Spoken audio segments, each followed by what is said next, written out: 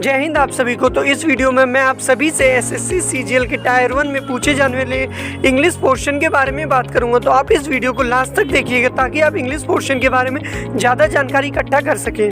तो मैं आप सभी लोगों के लिए लेकर के आया हूँ कि एसएससी सीजीएल में इंग्लिश में से कौन कौन से चैप्टर से कितने कितने तरीके के क्वेश्चंस पूछे जाते हैं उसके बारे में हम इस वीडियो में बात करेंगे। तो जैसा कि आप सभी लोग देख पा रहे होंगे कि इंग्लिश में 3 पोर्शंस आते हैं आपके, ग्रामर, वोकैबुलरी और कॉम्प्रीहेंशन। ये 3 पोर्शंस आते हैं। तो सबसे पहले हम बात करते हैं कि ग्रामर से कैसे कैसे क्वेश्चंस आ सकते हैं। तो जैसा कि आप लोग देख पा रहे हैं कि फिल इन द ब्लैंक से 2 से 3 क्वेश्चंस आते हैं। चांसेस हैं कि आपके फिल इन द ब्लैंक से 2 क्वेश्चन आए और मैक्सिमम 3। स्पॉट द एरर से 2 से 3 आते हैं जिसमें इंप्रूवमेंट को मिक्स करके 4 से 5 क्वेश्चन अमूमन बन जाते हैं। और अगर बात करें तो कॉम्प्रीहेंशन की जगह या तो कॉम्प्रीहेंशन पैसेज आएगा आपका या फिर क्लोज टेस्ट आएगा, जिसमें आपको लिखा है जैसे कि आप देख पा रहे रीडिंग कॉम्प्रीहेंशन, इसकी जगह या तो कॉम्प्रीहेंशन आता है या फिर आपका क्लोज टेस्ट आता है 5 क्वेश्चंस।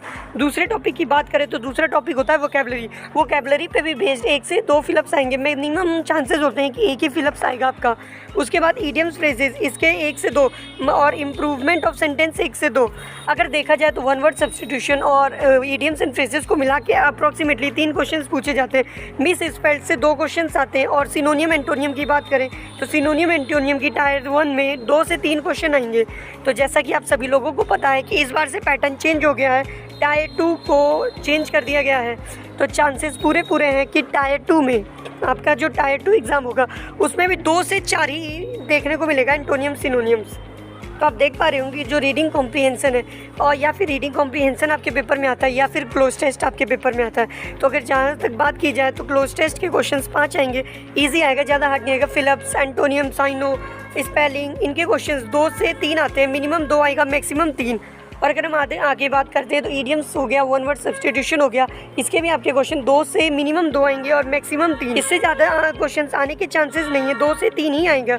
तो अगर हम हार्ड और मुश्किल्स की बात करें तो आपका पेपर जो बनेगा वो इजी टू मॉडरेट बनेगा, लेकिन जो आपका सेंटेंस इंप्रूवमेंट होगा वो इजी टू मॉडरेट होगा, एरर इजी टू मॉडरेट होगा, लेकिन बाकी सारी चीज़ें अप्रॉक्सीमेटली देखी जाए तो ईजी रहेगा। ईडियम्स एंड फ्रेजेस जो होगा 1 वर्ड सब्स्टिट्यूशन आपका मॉडरेट आएगा।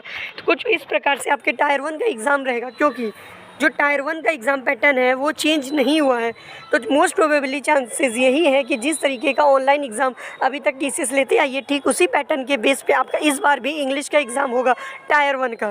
तो आप लोग अपनी मेहनत कीजिए और इस पैटर्न को समझ करके आप लोग अपनी तैयारी को किस चैप्टर पे ज़्यादा दे सकते हैं और किस पे कम, उसका ध्यान कीजिए। धन्यवाद।